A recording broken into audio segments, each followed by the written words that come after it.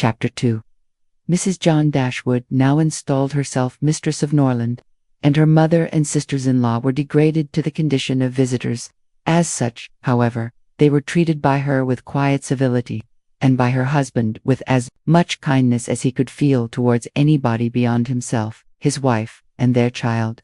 He really pressed them, with some earnestness, to consider Norland as their home, and, as no plan appeared so eligible to Mrs. Dashwood as remaining there till she could accommodate herself with a house in the neighbourhood, his invitation was accepted. A continuance in a place where everything reminded her of former delight was exactly what suited her mind. In seasons of cheerfulness, no temper could be more cheerful than hers, or possess, in a greater degree, that sanguine expectation of happiness which is happiness itself. But in sorrow she must be equally carried away by her fancy, and as far beyond consolation as in pleasure she was beyond alloy. Mrs. John Dashwood did not at all approve of what her husband intended to do for his sisters. To take £3,000 from the fortune of their dear little boy would be impoverishing him to the most dreadful degree. She begged him to think again on the subject. How could he answer it to himself to rob his child, and his only child too, of so large a sum? And what possible claim could the Miss Dashwoods,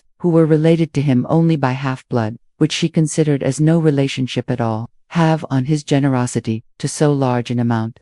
It was very well known that no affection was ever supposed to exist between the children of any man by different marriages.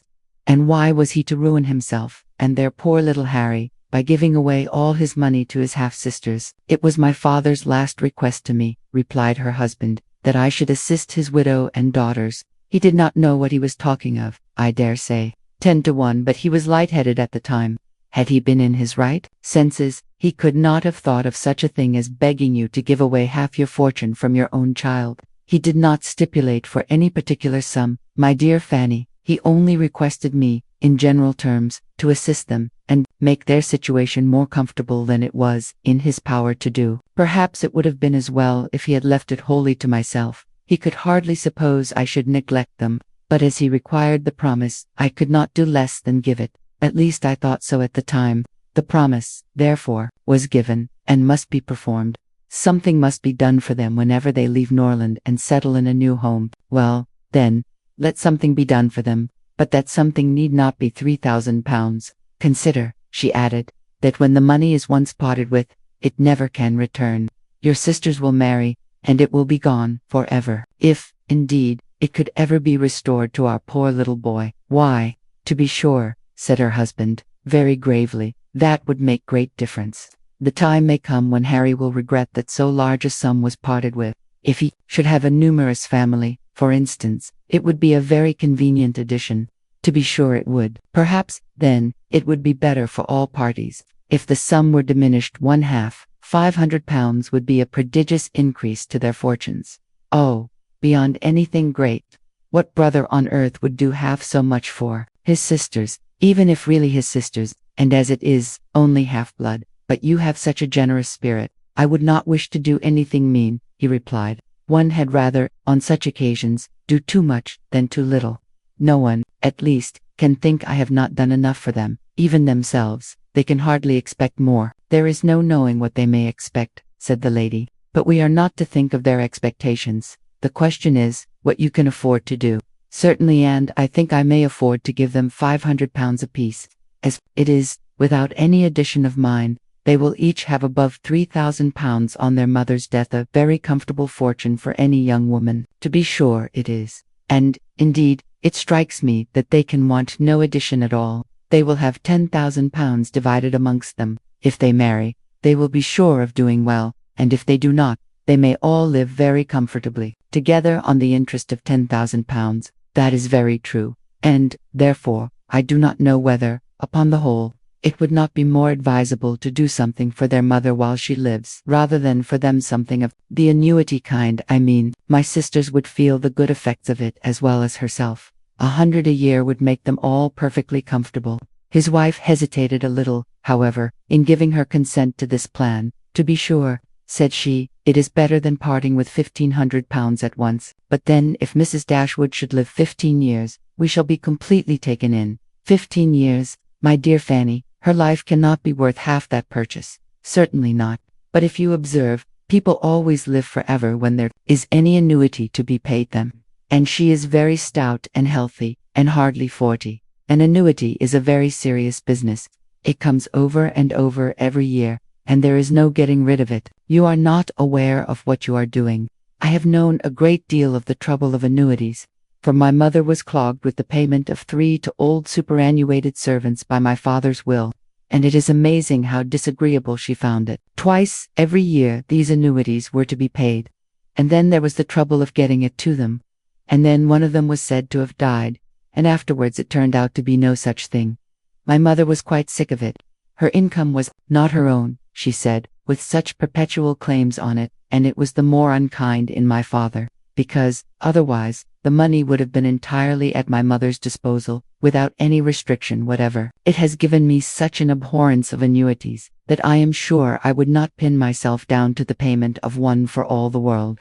It is certainly an unpleasant thing, replied Mr. Dashwood, to have those kind of yearly drains on one's income. One's fortune, as your mother justly says, is not one's own. To be tied down to the regular payment of such a sum on every rent day is by no means desirable. It takes away one's independence, undoubtedly. And after all, you have no thanks for it. They think themselves secure. You do no more than what is expected, and it raises no gratitude at all. If I were you, whatever I did should be done at my own discretion entirely. I would not bind myself to allow them anything yearly. It may be very inconvenient some years to spare 100 or even 50 pounds from our own expenses. I believe you are right, my love. It will be better that there should be no annuity in the case. Whatever I may give them occasionally will be of far greater assistance than a yearly allowance, because they would only enlarge their style of living if they felt sure of a larger income, and would not be sixpence the richer for it at the end of the year. It will certainly be much the best way. A present of 50 pounds, now and then, will prevent their ever being distressed for money, and will, I think, be amply discharging my promise to my father. To be sure it will. Indeed, to say the truth, I am convinced within myself that your father had no idea of your giving them any money at all. The assistance he thought of, I dare say, was only such as might be reasonably expected of you. For instance, such as looking out for a comfortable small house for them, helping them to move their things, and sending them presents of fish and game, and so forth, whenever they are in season. I'll lay my life that he meant nothing farther. Indeed, it would be very strange and unreasonable if he did. Do but consider, my dear Mr. Dashwood, how excessively comfortable your mother-in-law and her daughters may live on the interest of 7,000 pounds, besides the 1,000 pounds belonging to each of the girls, which brings them in 50 pounds a year apiece. And, of course, they will pay their mother for their board out of it. Altogether, they will have 500 a year amongst them, and what on earth can 4 women want for more than that? They will live so cheap, their housekeeping will be nothing at all. They will have no carriage, no horses, and hardly any servants. They will keep no company, and can have no expenses of any kind. Only conceive how comfortable they will be. 500 a year. I am sure I cannot imagine how they will spend half of it. And as to your giving them more, it is quite absurd to think of it. They will be much more able to give you something. Upon my word, said Mr. Dashwood, I believe you are perfectly right. My father certainly could mean nothing more by his request to me than what you say. I clearly understand it now, and I will strictly fulfill my engagement by such acts of assistance and kindness to them as you have described. When my mother removes into another house, my services shall be readily given to accommodate her as far as I can. Some little present of furniture, too, may be acceptable then. Certainly, returned Mrs. John Dashwood. But, however, one thing must be considered. When your father and mother moved to Norland, though the furniture of Stanhill was sold, all the china, plate, and linen was saved, and is now left to your mother. Her house will therefore be almost completely fitted up as soon as she takes it. That is a material consideration undoubtedly, a valuable legacy indeed, and yet some of the plate would have been a very pleasant addition to our own stock here. Yes, and the set of breakfast china is twice as handsome as what belongs to this house. A great deal too handsome, in my opinion, for any place they can ever afford to live in. But, however, so it is. Your father thought only of them, and I must say this, that you owe no particular gratitude to him, nor attention to his wishes. for we very well know that if he could, he would have left almost everything in the world to them. This argument was irresistible. It gave to his intentions whatever of decision was wanting before, and he finally resolved that it would be absolutely unnecessary, if not highly indecorous, to do more for the widow and children of his father than such kind of neighborly acts as his own wife pointed out.